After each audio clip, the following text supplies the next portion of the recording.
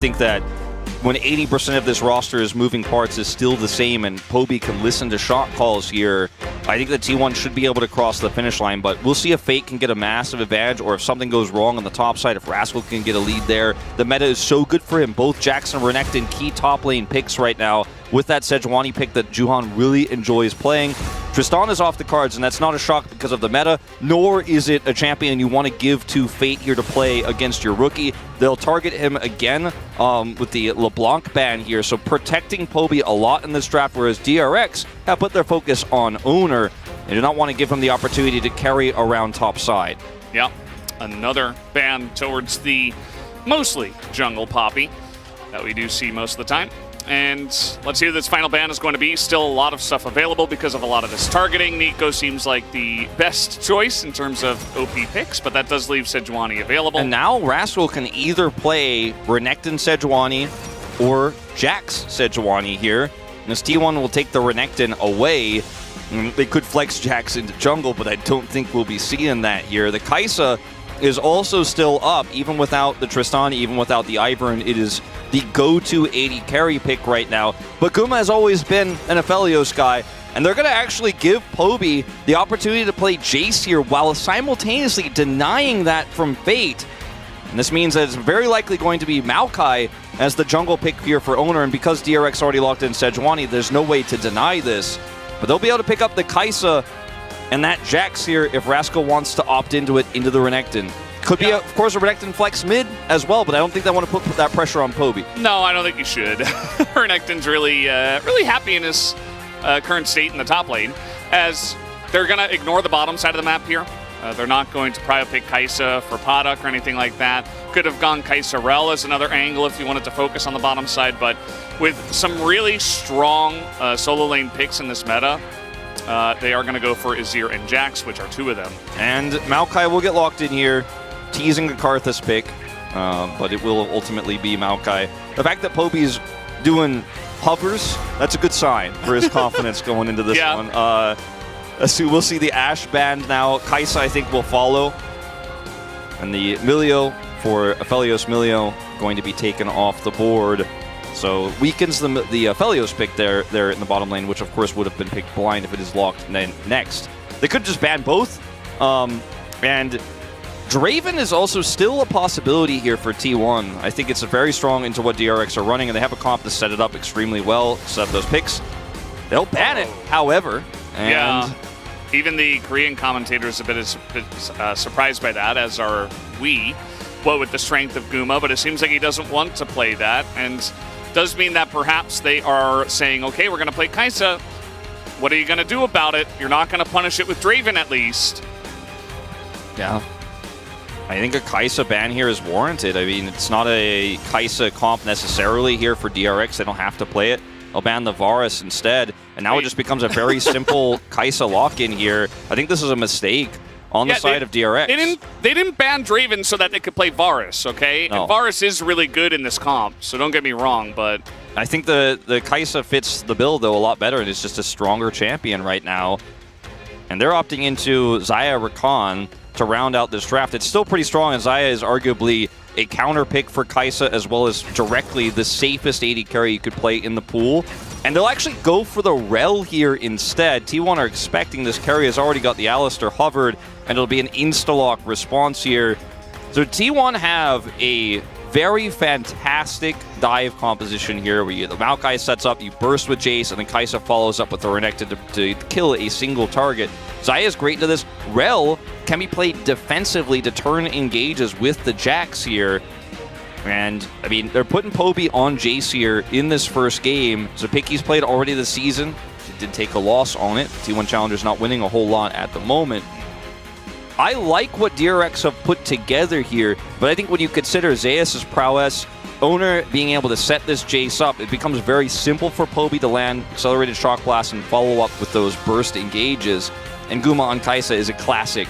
I do give the edge here with the nameplates on to T1, but it's not to say that DRX doesn't have a strong composition here with great win conditions to what T1 have put together. Yeah, I mean, absolutely. You're looking at Jackson Sejuani just as a duo. Those two can win games by themselves, right? So you've got that. You've got a lot of, it feels like individual answers. Like, I didn't think I would ever see Xayah and Rel together, but here we are in current year. You can set up a feather pull with that Magnet Storm, you know. There's some crash down angles here to do some serious damage. Fate not going to have a lot of agency himself necessarily into the Jace to just destroy the rookie, right? It's not going to be a game where Poby goes 0-3, let's say. He should have a pretty decent time in this early game as long as he doesn't overextend. Yep, looking forward to that mid lane absolutely this time around. But guys, we're ready. Let's hop on the rift for game 1.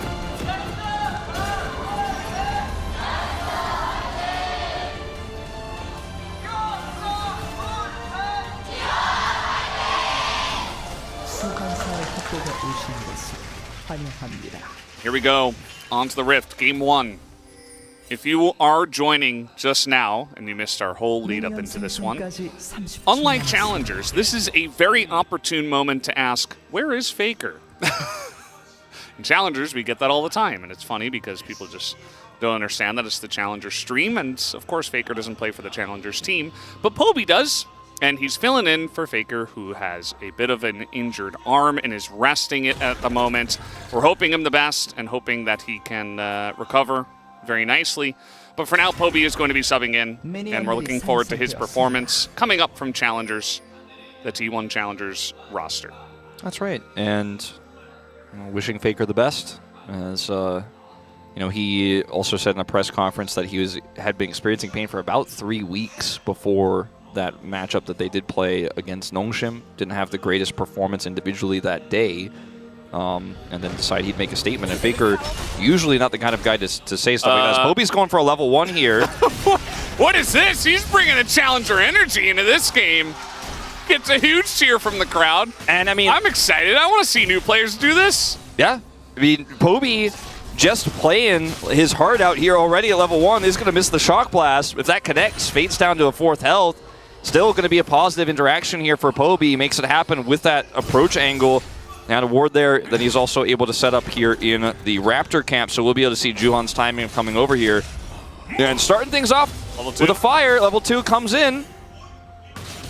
Do we get the gate? He's waiting. He's poking. There it is. Fate down on health. Does have biscuits. And he is Azir, but he should be fine. But this is the energy I like to see. He's continuing in. Another Shock Blast going to land. Another auto. And he has vision of this Sejuani on the Raptors. Question mark ping goes down as soon as he disappears off of it, so now he knows he has to be wary of potentially Sejuani engaging here. But he's just going to be able to continue to put this pressure on, albeit a little bit lesser than what he did moments ago. But man, he is bringing the energy. And you love to see it because Challengers is a different type of tournament where it's a hectic league, we could say. It is constant action, constant fighting all the time. Way more solo kills than you'll see in the LCK. You win on hands more than anything else in Challenge. Yeah. Right? So I love this. Different people deal with stress in different ways. Poby comes in here, he's like, I might be nervous, so I'm going to go insane on this guy. Yeah. He's also like, this is my chance, you know? Yeah. Like, true. Maybe he's coming in here saying, like, I can prove that maybe my team in Challengers is at the bottom of the standings, but I can actually pop off as an individual. Not because of me. There it is again, another Shock Blast to the face. And this is not a matchup that the Azir default wins. Obviously, Azir wins a lot of matchups, why he's so strong and why he's so staple, but usually you do not get pushed out of lane at level 4, down 9 CS, forced to teleport early. Now, Juhan's going to make a play up here topside. Ooh, nicely handled by Zeus. Notes it's coming in early. The second that Rascal's got that Counter-Strike and he's moving towards him, he knows, and he's able to flash away. But now he is down a flash. DRX top and jungle able to get that out of him. Let's just see Maokai over here potentially setting up for something. Oner going to go around those Krugs, and if Poduk and Barrel try to, with level 3, look for a crash down engage. Uh-oh. Ooh, Keria kind of messing that one up, but is going to get the flash out of Barrel at least, as Oner in a rough spot. Might have gotten, like, stunned mid-combo. Didn't actually see it because they were all the way on the right side of the screen, but either way, able to get out of that bottom lane game. Fate will avoid this Shock Blast and get the cannon. zooming in on that exchange as Poby is just going to go to the skies, and this is not the trade he was looking for, unfortunately. That is a maniac! Like, what is happening? I mean, he picked up a corrupting pot, and he's going to be able to continue to put the pressure on here and heal through these types of trades, whereas Fate's going to be more reliant on those temporary consumables. Got to be careful about walking through those Sand Soldiers, though. It's like Sand Soldier doesn't bother me, just sprints through it. Yeah, he's not taking good trades anymore, and he's on vision, so I'm not sure if he knows about that. But yeah, he's getting low. He does have a lot of support from his team. Yeah, I think he's trying to potentially bait this. They can guarantee the Raptors with this, and then maybe set up for something here. Fate does not have level 6. This is a very thin timing window. Keria is going to Hex Flash. Yeah, gives him prio in mid at least, and gives him safety to push it in and get out of the situation that he's in. Just using the win in bottom side to translate into moving it up the map. Very nicely done by T1. You love to see T1 helping out the rookie and coming in here and making sure that, you know, some of his over-aggressive play isn't super punished. Fate doesn't put himself in harm's way there, so there's no pressure for a kill, but definitely, as you say, guarantees he gets a safe back in, as both of these millers already used their teleports. Yeah, we're not going to get a replay of what happened with Keria's pull combo attempt because nobody died, but it was quite critical that Podok and Barrel are able to just walk it out. No summoners really expended here. The critical ones with Barrel having Hex Flash. And end of the day, dust settles. It's a small lead here in the top lane, and that's it. Here we go again, but this time Juon is here, and he does not respect that. Has to flash away after doing a huge amount of damage to Fate, at least. But Juon comes in, a simple flash takeaway.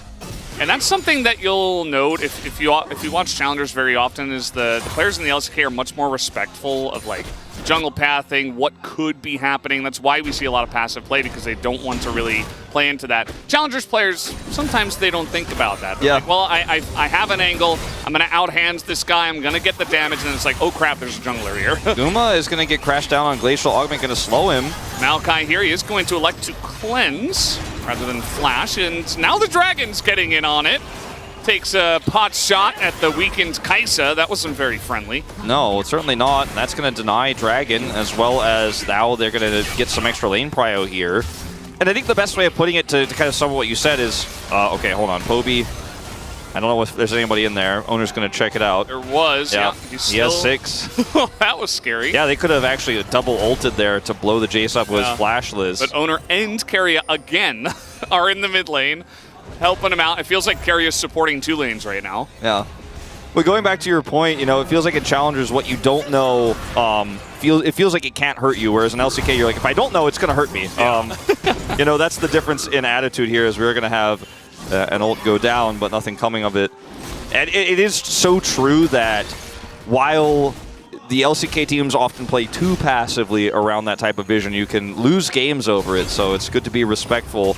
In this case, they're just going to give him some bodyguards, and I think if Juon pulls the trigger a little bit faster there, maybe they actually make something happen, but they don't commit. Yep, guess who's here again? It's Maokai and Alistair coming in, and even Zeus is here. Like, what's going on? There's like 4 people hanging around the mid lane. Yeah. Just keeping him safe. Just wanting to deny. Yeah, and even if this isn't like, oh, we're going to help the rookie, it makes sense to play around one of your lanes that should have prio early, right? Yeah. To get your Jace in a position where he can put on the pressure.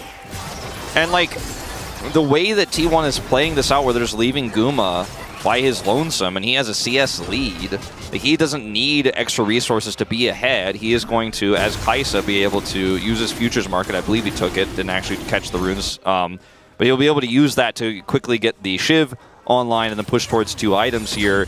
And this is a very different way than T1 normally plays. They normally try to play to get Guma ahead early. This time, he's kind of done it a little bit on his own. And then they're just going to try to make sure that Poby has a safe early game here. And I like it, you know, just completely changing the identity of a team with essentially, basically about a day or 2 of potential practice time. You know, we know that there were a lot of reports of Keria playing scrims and actually playing solo queue games of mid, so there was an assumption that he was going to play and Bout would come up to replace him, but that is not what T1 decided, and it seems like whatever they did with Poby early, because they had Nice in instead of him in Challengers, has been working out, at least in the outset. They already seem to have some idea of how to empower him and make sure he doesn't fall behind early. Yeah, and we're going to take a look at, you know, some of the stuff. We got an update from Chronicler, it's not our space. futures. Yeah, he didn't go futures market. Oh, he has cookies, of course, yeah. Yeah, cookies and cosmic. So a big trade up in the top side once again. Zeus clears out the wave, but Rascal's going forward, but now just able to zone him away with the Counter-Strike. And Juhan's been hovering the top side of the map all the time, as honestly he should.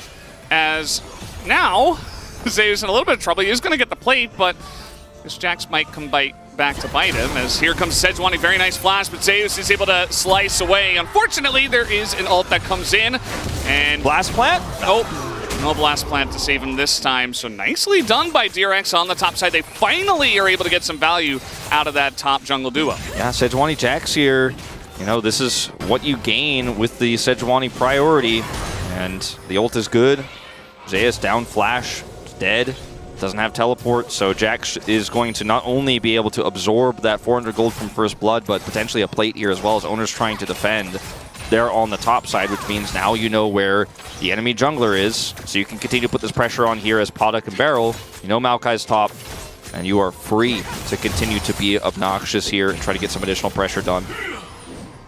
And over here, same can be said. They're just going to drop the Rift Herald down for Fate.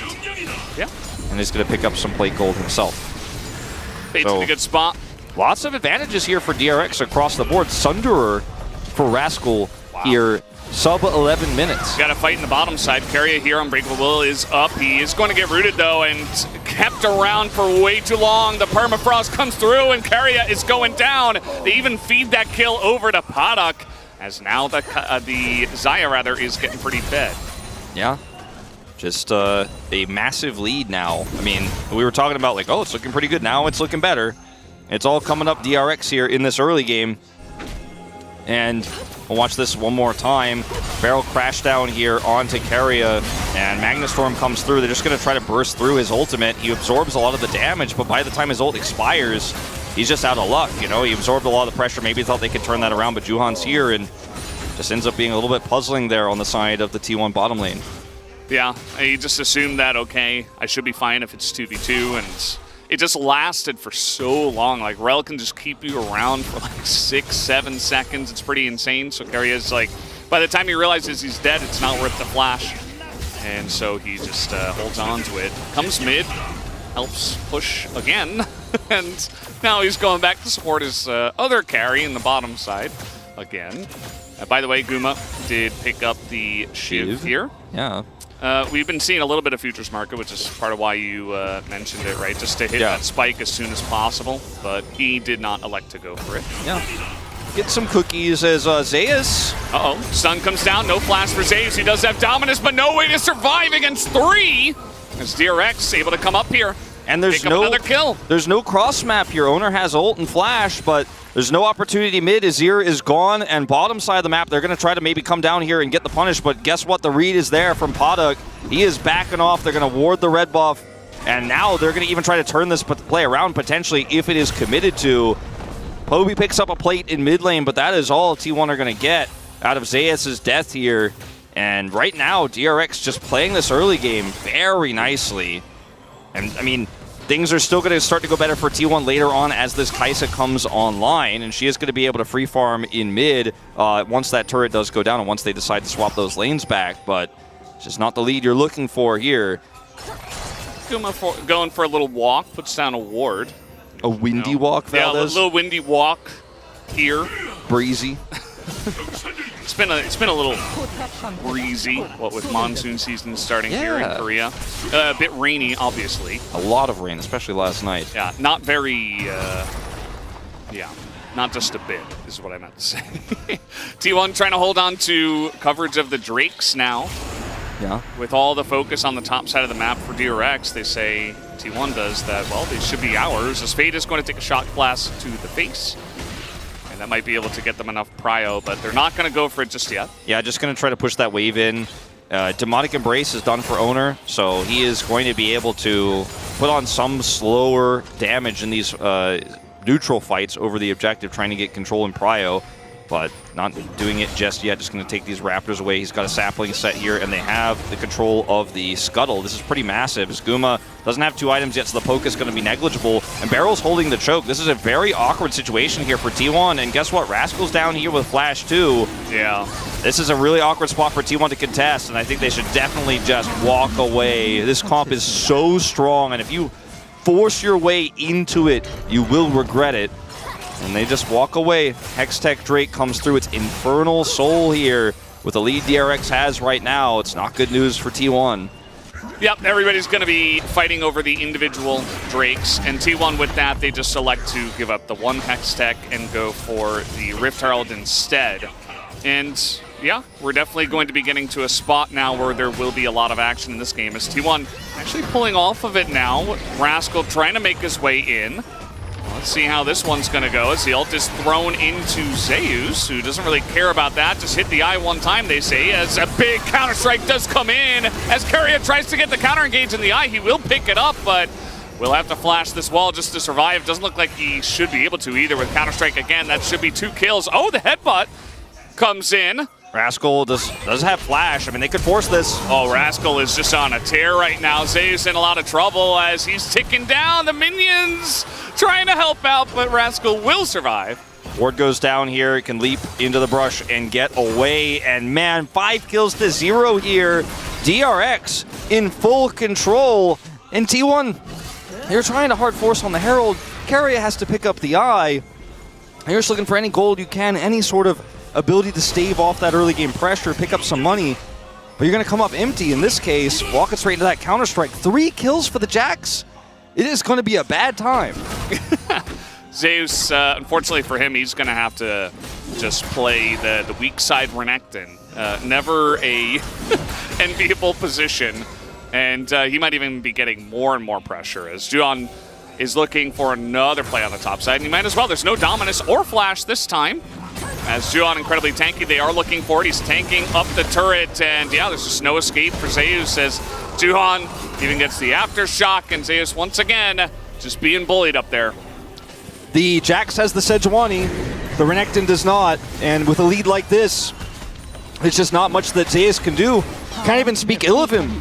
He's been camped, and all of the resources went to Poby in the mid lane. Speaking of... Okay, crashed down, but here we have Keria now, the Magnus Storm, just to try to survive, and a big knockup comes in from Keria as, gonna be pushed away by Fate, and Poby just barely able to survive after that. They do get another charge here on the Rift Herald. There's a little sniper-oo comes in from Guma, but doesn't look like he's gonna R into that one. Rascal also gets the top side of the map. Excuse me, guys, something got in my throat, but Guma's lucky here. Yeah, nice sidestep. Unfortunately, Juon is just so tanky at this point in time that there is no recourse, and he can just run at anyone on the side of T1. And we're going to take a look at the replay now on the Rift Herald, which DRX, they absolutely wanted to stop. Yeah, so ult comes out here early, so Rascal has full agency here. He's not going to get rooted by this Maokai. He just forces his way in with a leap counter-strike, and while the headbutt comes through, it's too late, and Keria sacrifices himself, picks up the eye, will ultimately be killed by getting flashed on. And then we're going to go up here to the top side again, where Sejuani Jax with a lead like this. Another fight. And Zeus, he is able to get the turret, but he is still fighting against Rascal, so he gives over more gold, more XP to the Fed Jax. He did pick up the turret, and, you know, might have been a calculation in his mind where he's like, okay, I'm not worth as much now. Maybe I should just take this turret, but yeah, now it's 4-0 for Rascal. I think it was calculated. I don't think that Zeus thought he was ever going to win that. No. If anyone implies that, maybe like rethink your life. But I do think that he knows that he needs money quickly here because his relevance as Renekton is going to fall off very soon in terms of what he could do for backline access and the damage that he needs to put off here as he's working on his second item. But, I mean, the Jax is already ahead. And like you said, he's not worth as much gold here anymore. So, yeah, Jax gets a kill, but Jax is already a bigger problem than you're ever going to be able to deal with. So you need to actually shorten this game and pick up that turret money as the thought process here for Zeus. That being said, take a look. He didn't have vision of Rascal here, but he knows, okay, I'm going to kill this turret. And he has Dominus, so he's like, maybe I can then use that to stun and then double dash away. But he just gets counter-struck. Could have played it better, you could argue, but he knows he's dead here. Yeah.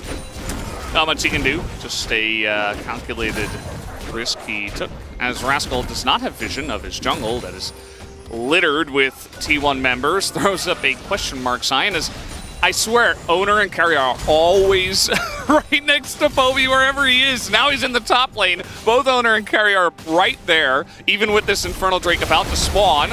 Poby's taking a fight against the Fed Jax. Definitely not the guy you want to go for.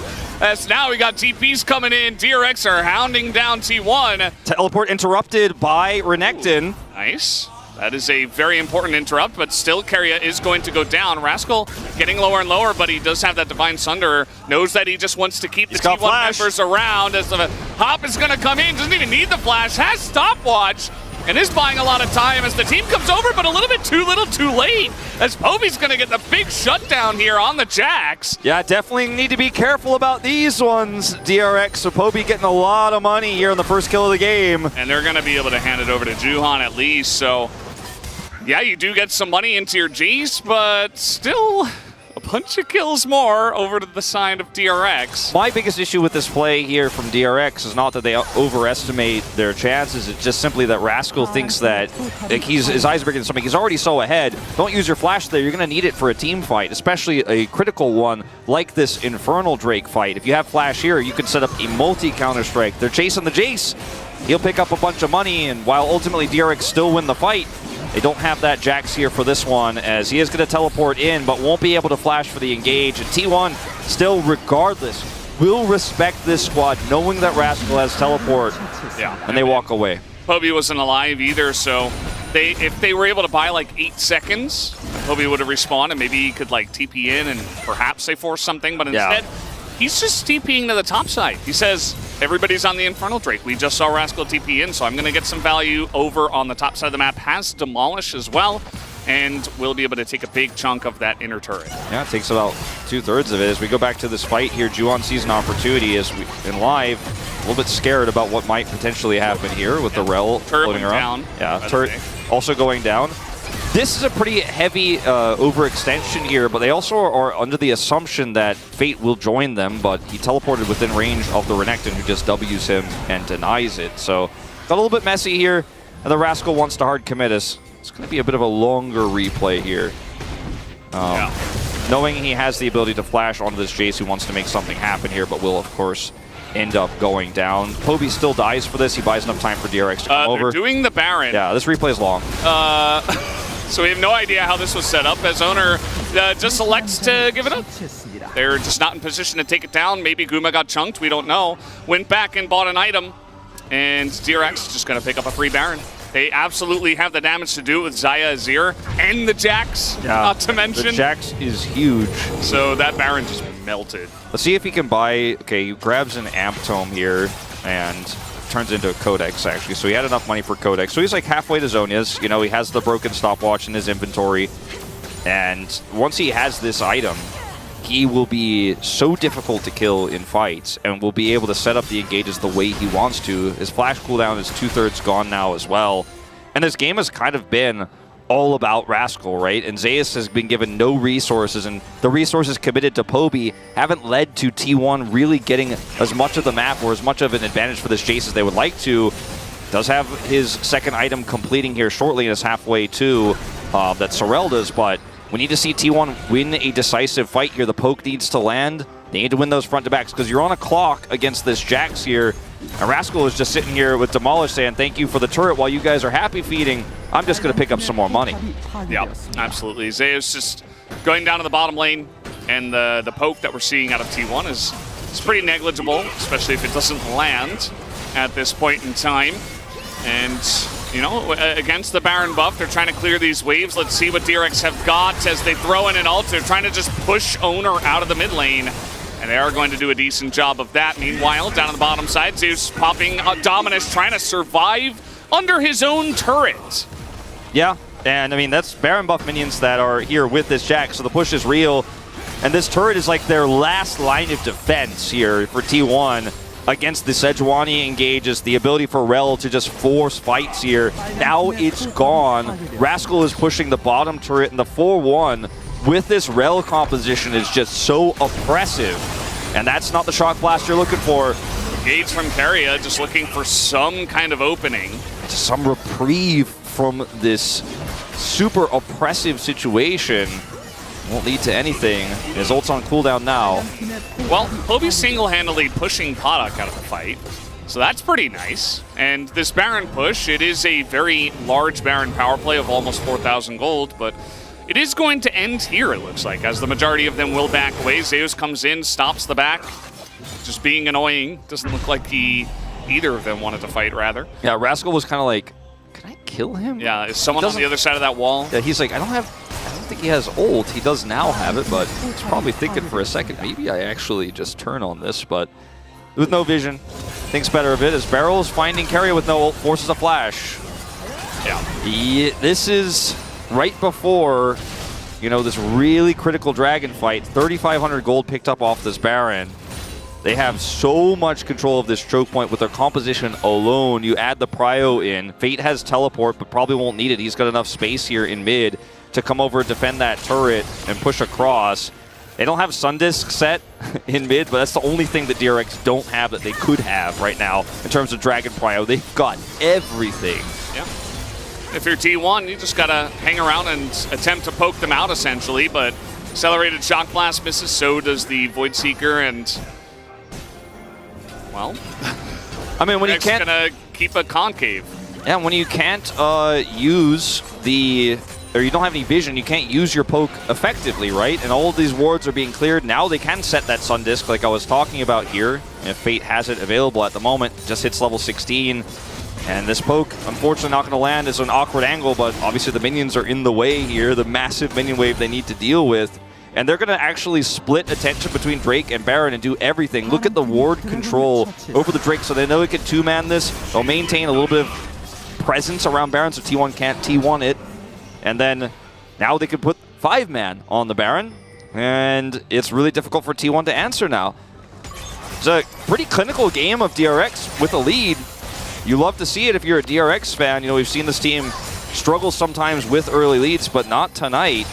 Yeah, it seems like they have a pretty good read on the situation. You know, they draft certain things that it was somewhat reactive, but the first part of it was not at all, right? They got the Sejuani first, and then they picked up the Jackson Azir immediately, and they said, well, we're going to play around the top side, and we're going to make sure the bottom lane doesn't lose or fall too far behind, and that's exactly what they were able to do. They played around the strength of the Jax, and now we've got 3.5 items for Rascal. Yeah. As the only damage that T1 is doing is Poby into Podok. That's it. He is going to, Rascal, soon have a hull breaker. Then he will break the hull. That is the process. Even like, more than he already was. He's like, hold on. Google's like, how to kill the Nexus. He's like, all right, I'm on chapter 4. Build the hull breaker. 4-1. Break the hull. Okay, got it. This seems pretty straightforward. He's like, I just need a little bit more gold, and then I can finish that item. He has teleport and level 16, and he is ready to crush T1 in a team fight if they do not push him away. And unfortunately, this Maokai is so good with this composition because it allows you to see and poke very well and gives you vision, but when you're this far behind and control wards are creeping through, you have to use those saplings defensively against the Rel. So you're always blind, and the Jace damage numbers here aren't going to be as high as they could have been if it was an even game state here for Poby to actually land some of that poke. But he's mostly just hitting the Sejuani now. Control ward here in the pit. Juhan's got the edge controlled, and this is an easy Baron call here with the damage they have. Yeah, they're going to start it up. Let's see if T1 can get in position for this. The Nature's Grasp comes out, and DRX just pull off of it entirely. Another big shock blast into Fate. They're looking for an engage a little bit late to the party, but they are going to get it onto Poby, and there's the Magnet Storm into that backline, but the damage is not there. As Barrel goes down, it looks like the T1 support will as well. Meanwhile, Zeus is just dead. Not sure why he's taking that fight there, but maybe Rascal able to... We'll get a replay. Yeah. We'll get a replay. It doesn't necessarily answer your question. Should be Baron, though. But I mean, it absolutely will be. Still up, but we'll have to wait and see as Poby now elects to go down. Rascal is like, this is my game. This is my Rift. I'm level 18 now. And kill the Maokai. It's going to come down to a Smite fight, but Oner's not going to be able to get it. And that is going to be the end of that. The Baron now on top of the Jax, who is now level 18. Yep. And that's going to be the inhibitor down, as he will take the empowered recall home. No fear whatsoever. And I think a lot of this Baron fight, I loved how DRX were so extremely decisive. The Nature's Grasp comes out, like you mentioned, and we'll talk about that after this, where, yeah, he was just caught in this choke trying to see if he wanted to see if Rascal was teleporting or not, and he dies for it. He's like, is this Jax TPing into the fight? I want to communicate that to my team. Oh, he's not. I'm dead. We're losing the fight also. Yeah. Well, that was, yeah. This one is just, he gets jumped on. Poby's trying to help defend this inhibitor. Just trying to clear the wave before the Baron buff comes out, perhaps. But DRX moved away from Oner's ult there, and once that's down, that's the biggest enemy of DRX's comp. If they're all rooted in place, they can't combo, as Poby a victim again. Yeah, Magnet Storm should be free as he's trying to trade back a little bit. Fake gonna take that kill, as this is becoming a landslide victory now to the side of DRX.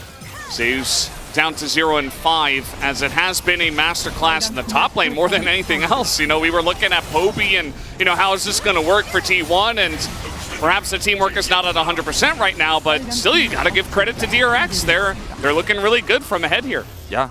And I think we will see a big draft focus change on the Sejuani lane in this next one. I think maybe Sejuani is banned or T1 pick it away on blue side here because Jax going to have a huge advantage. They used it well. And that's another inhibitor down. Yeah, absolutely is. We do have 3 of them gone. And the Baron buff still here for 1:15, which is just an incredible amount of time at this point. As TP now into the bottom side.